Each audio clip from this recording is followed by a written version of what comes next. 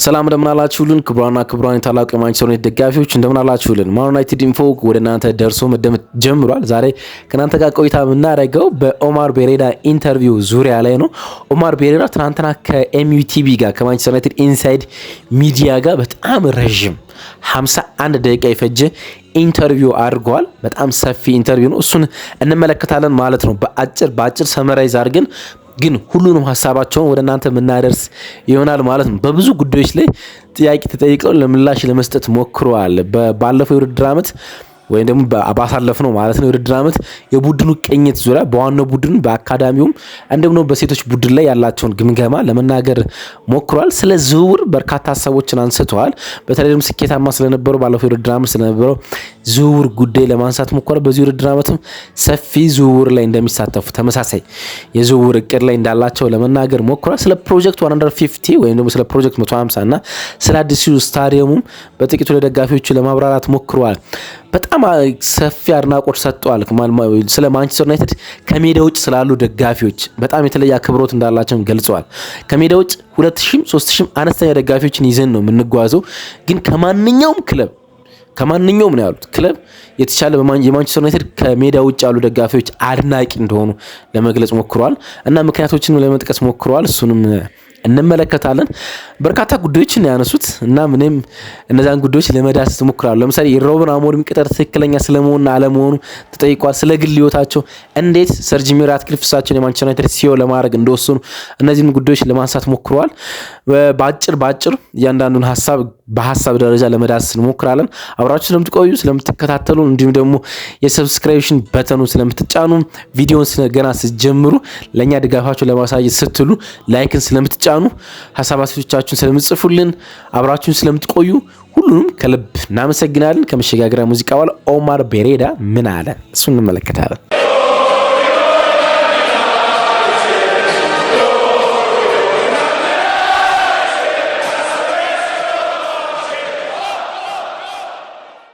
ቅድም መግቢያችን ላይ እንዳልኳችሁ እንግዲህ 50 ደቂቃ ያህል የሚቆይ ኢንተርቪው ነው ከኤምቲቪ ጋር ያደረገው ኦማር ቤሬዳ ማለት ነው። ስለዚህ 50 ደቂቃ ማቅረብ አንችልም፣ ግን ዋና የሚባሉ ሀሳቦችን ለመዳሰስ እንሞክራለን ማለት ነው። በዚህ ቪዲዮ ላይ መጀመሪያ እንግዲህ አጠቃላይ ክለቡን ግምገማ ነው ለመገምገም የሞከረው ኦማር ቤሬዳ ማለት ነው።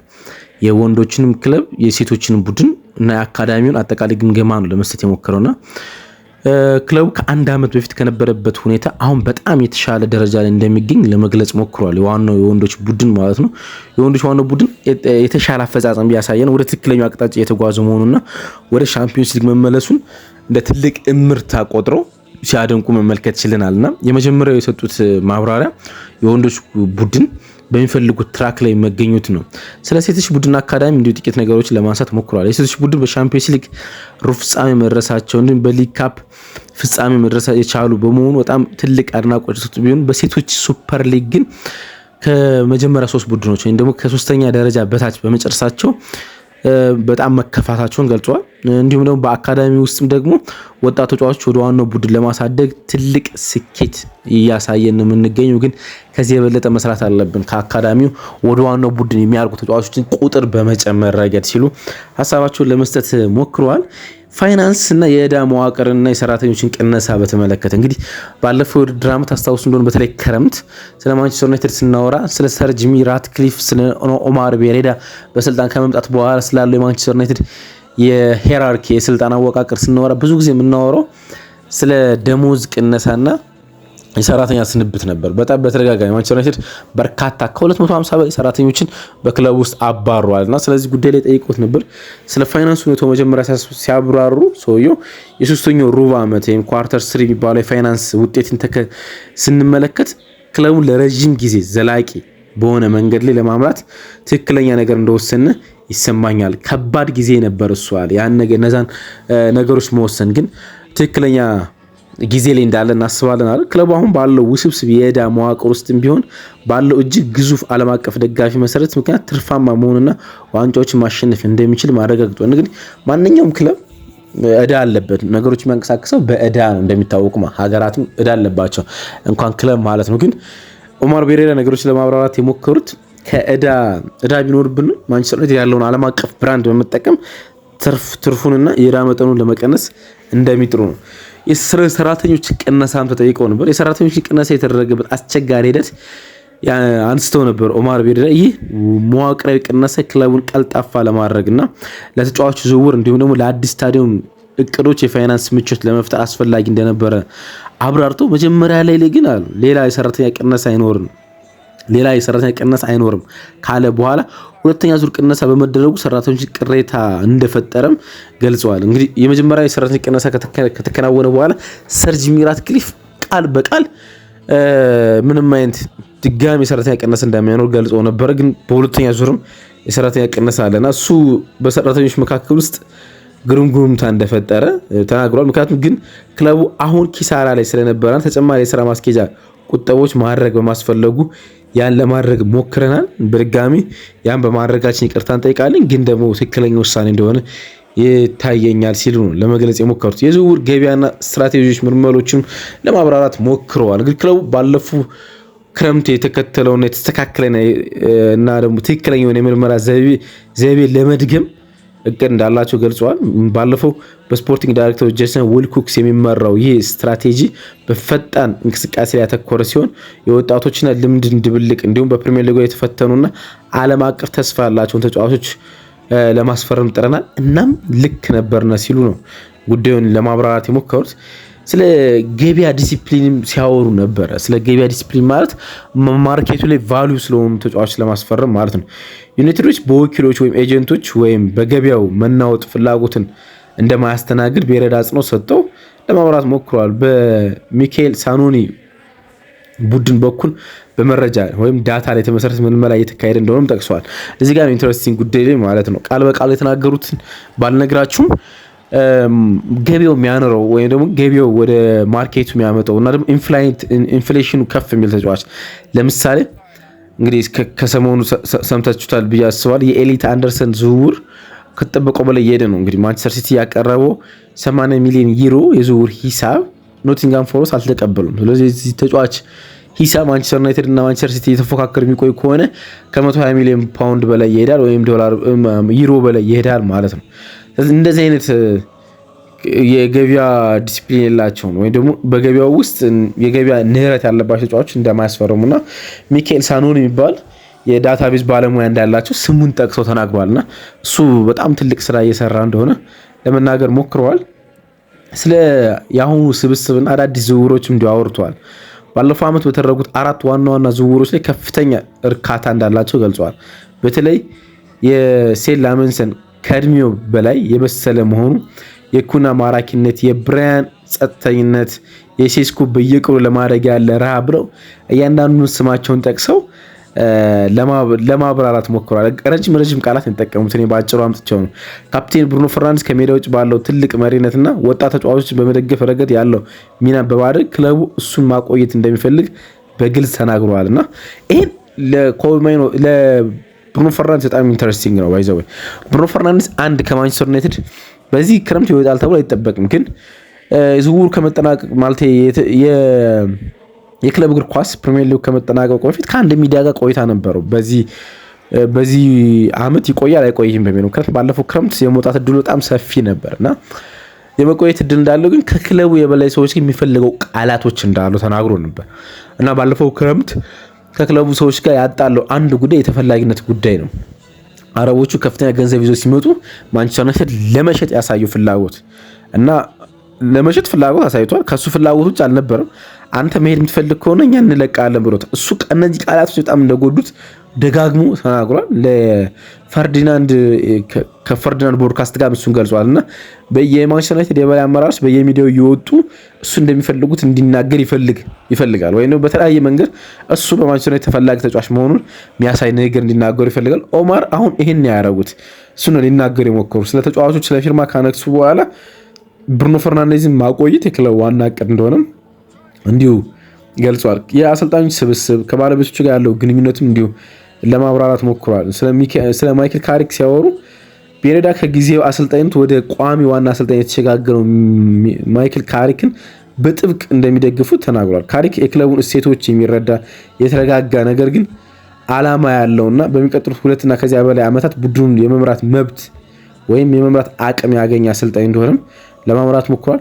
ሩበን አሞሪም ማባረር ልክ ስለመሆኑና ስላለመሆኑ ተጠይቀው በጣም ዘለግ ያለ ማብራሪያ ሰጥተዋል በዚህ ጉዳይ ላይ ማለት ነው። ለምሳሌ ሲናገሩ ምን አሉ መስላችሁ? ስለ አሞሪም የስንብት ጊዜ መናገር በጣም ከባድ ነው እና መጥፎ ወይም ትክክለኛ ቅጥር ነው ብለን መናገር አልችልም።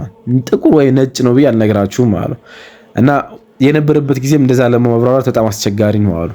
ግን እኔ የእሱ ቅጥር በተፈጸመበት ጊዜ እዚህ አልነበርኩም ብለው ለማብራራት ሞከሩ። ግን አሞሪም በአስቸጋሪ ወቅት ውስጥ የመልበሻ ክፍሉን ደረጃ ከፍ ለማድረግ ሞክረዋል እና ለዛን ክብር እንሰጣቸዋለን ሲል ሩበን አሞሪም ለመግለጽ ሞክሯል እና ስለ ሩበን አሞሪም አንድ ጠርዝ ለመያዝ አልሞከረም። ኦማር ቤሬዳ መጥፎ ነበሩ ወይም ደግሞ ጥሩ ነበሩ ለማለት አልሞከረም።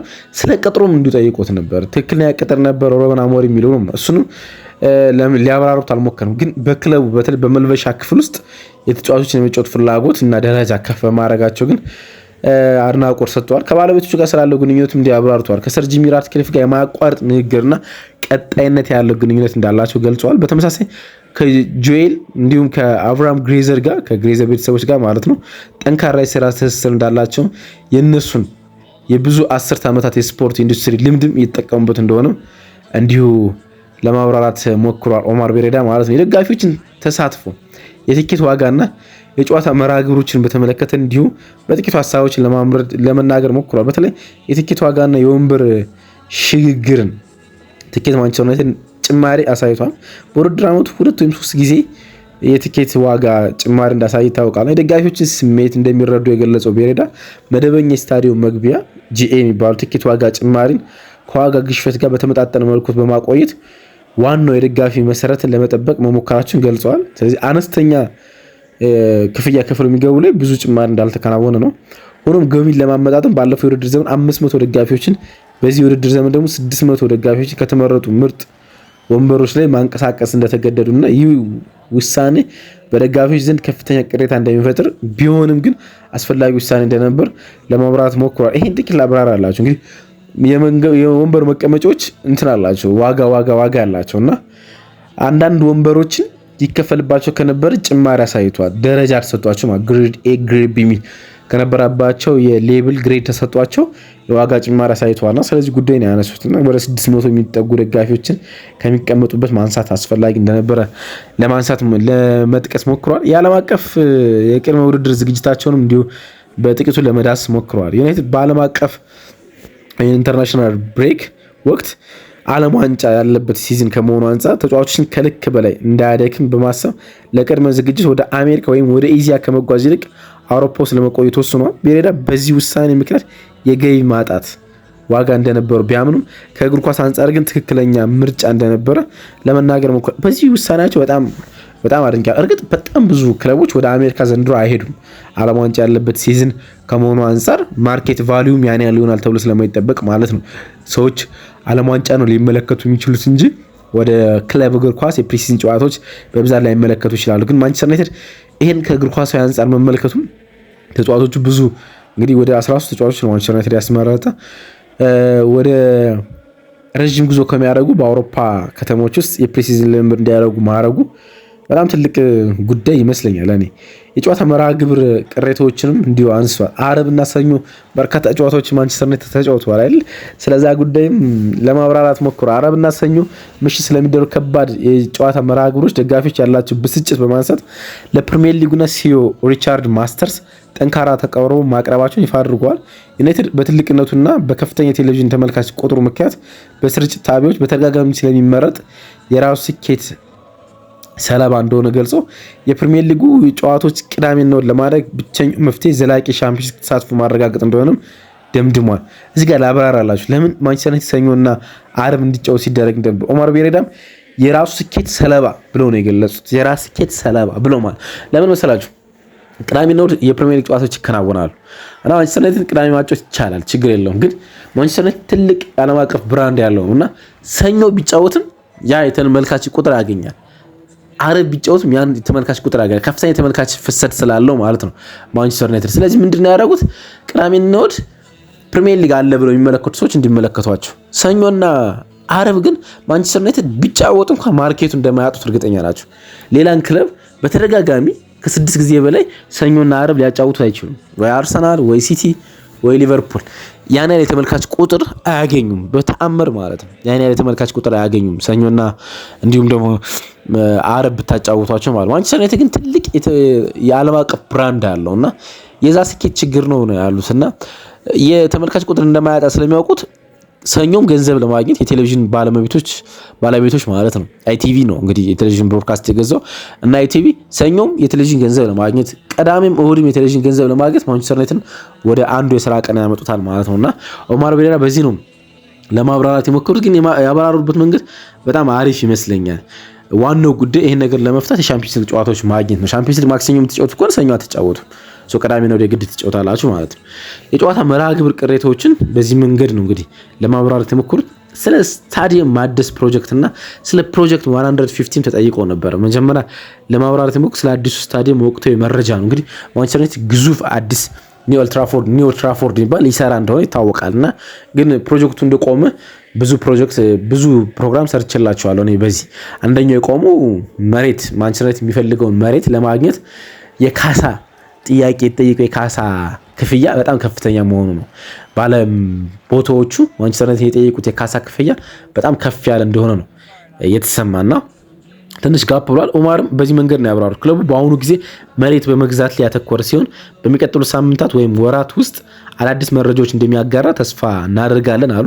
መሬቱ ከተረጋገጠ በኋላ ዲዛይኑ በማጠናቀቅ ሁሉም ክፍት የገንዘብ ድጋፍ አማራጮችን እንመረምራለን። አንዳንድ ደጋፊዎች ኦልድ ትራፎርድ ይዘው ለመቆየት ቢፈልጉም የውስጥ ጥናቶች ግን ለአዲሱና ለቀጣዩ 100 ክፍለ ዘመን ለሚያገለግል ግዙፍ ስታዲየም እጅግ ከፍተኛ ድጋፍ እንዳለ አይተናል ሲሉ ለመናገር ሊሞክሩ ስለ ፕሮጀክት 150 እንደ ተናግሯል። እንግዲህ ማንቸስተር ዩናይትድ በ2028 ከሁለት ዓመታት በኋላ 150 ዓመት ይሞላዋል ክለቡ ማለት ነው። ያን በማስመልከት ፕሮጀክት 150 የሚባል ነድፏል ራሳቸው ኦማር ቤሬዳ ማለት ነው እና የነደፉት ፕሮጀክት ማንቸስተር ዩናይትድን በ2028 በፕሮጀክት 150 የፕሪሚየር ሊግ ዋንጫ ሻምፒዮን እንዲሆን ለማድረግ ነውና በ2028 የሚከበረውን የክለቡ 150ኛ ዓመት የምስረታ በዓል አስመልክቶ ዋናው ዓላማ ከ2028 በፊት 21ኛውን የፕሪሚየር ሊግ ዋንጫ ማሸነፍ፣ ከሜዳ ውጭ ያሉ ግቦች ደግሞ ሙሉ የፋይናንስ ዘላቂነትን ማረጋገጥና ኤአይ አርቲፊሻል ኢንተለጀንስ እና አዳዲስ ቴክኖሎጂዎችን በመጠቀም ዘመናዊ የንግድ ፈጠራዎችን ማስተዋወቅ ሲሉ ለመግለጽ ሞክሯል። በመጨረሻ የግል ህይወትና ወደ ዩናይትድ የመጡበትን ጉዞ ለመግለጽ ሞክሯል። ስለ ቀድሞ ህይወታቸው ሲያወሩ ፓሪስ ውስጥ ከሞሮካውያን ምሁራን ወላጆች የተወለደው ኦማር ቤሬራ በ6 የተለያዩ ሀገራት ያደገ ሲሆን 5 ቋንቋዎችን እንግሊዝኛ፣ ስፓኒሽ፣ ፈረንሳይ፣ ካታላን እና ሞሮኮኛ እንደሚናገሩ በኢንተርቪዋቸው ስለመግለጽ ሞክረዋልና የቋንቋ ሊቅነታቸው ይገርማል። እንግዲህ ካታላን የሚናገሩት የባርሳ የማርኬቲንግ ኃላፊ ነበሩ እዛ በነበሩበት ጊዜ። እንግሊዝኛ ሲቲ ውስጥ ሰርተዋል። ስፓኒሽ ቢናገሩ ባርሳ ውስጥ በቆዩባቸው አይገርም። ፈረንሳይና ሞሮኮኛ ከአረብ ቤተሰብ የተገኙ ስለሆነ ተናግረዋል። ግን በጣም ይደንቅ ይመስለኛል። ከዩናይትድ ጋር ስላላቸው ትስስርም እንደዚህ አወርተዋል። የአባቱ ተወዳጅ ተጫዋች ጆርጅ ቤስት ነው የነበር ሲሆን የቤሬዳ ዩናይትድ ታሪካዊ የ1999 ሶስትዮሽ ዋንጫ ትሪብል በባርሴሎና ሲያሸንፍ እዚያ ሆኖ ይመለከት ነበረ። እንዲያውም በ1911 የህዝብ ቆጠራ መረጃ መሰረት የሞሮኮ ተወላጅ የሆነው ቅድመ አያቱ ማንቸስተር ውስጥ ለ18 ዓመታት በጨርቃጨርቅ ስራ ይኖር እንደነበረ ገልጸዋል እና ያ ከማንቸስተር ዩናይትድ ጋር ትልቅ ግንኙነት እንዳላቸው በደም ትስስር በአያታቸው በአባታቸው ከማንቸስተር ዩናይትድ ጋር ትልቅ ትስስር እንዳላቸው ለመግለጽ ሞክሯል። ስለ ሹመታቸውም ሰር ጂሚ ራትክሊፍ ሳይጠበቅ በቤሬራ ቤት በመገኘት ስለ ክለቡ ራዕይ የ4 ሰዓት ውይይት እንዳደረጉ ተናግረዋል። እንግዲህ ሲቲ ውስጥ ነው የነበሩት። ከዛ ሰር ጂሚ ራትክሊፍ ቤታቸው ሂደው ነው በኦማር ቤሬራ ያልተጠበቀ ቤት ሂደው 4 ሰዓት ከተነጋገሩ በኋላ ነው ኦማር ቤሬራ ወደ ማንቸስተር ዩናይትድ ለማምራት የወሰኑትና ቤሬራ የዓለም ትልቁን ክለብ የመምራት እድል በምንም መልኩ ሊያመልጠው እንደማይገባ አስበው የሰር ጂሚ ራትክሊፍን የስራ ውል እንደተቀበሉት ለመግለጽ ሞክረዋል። እንግዲህ 50 ደቂቃ ነው የሚቆየው ኢንተርቪዋቸው፣ ግን ባጭሩ ዋና ዋና ሀሳቦችን በዚሁ መንገድ ለማምጣት ሞክረናል። ኢንተርቪውን ብትመለከቱት የምታተርፉት ነገር ካለ ብለን ነው ያመጣነው፣ ግን ያመለጣችሁ ምንም ነገር የለም። እያንዳንዱን ጉዳይ ወሳኞችን ለሳምራይዝ አድርገን ለእናንተ ለማቅረብ ሞክረናል። አብራችሁ ስለነበራችሁ ከልብ አመሰግናለሁ ባይ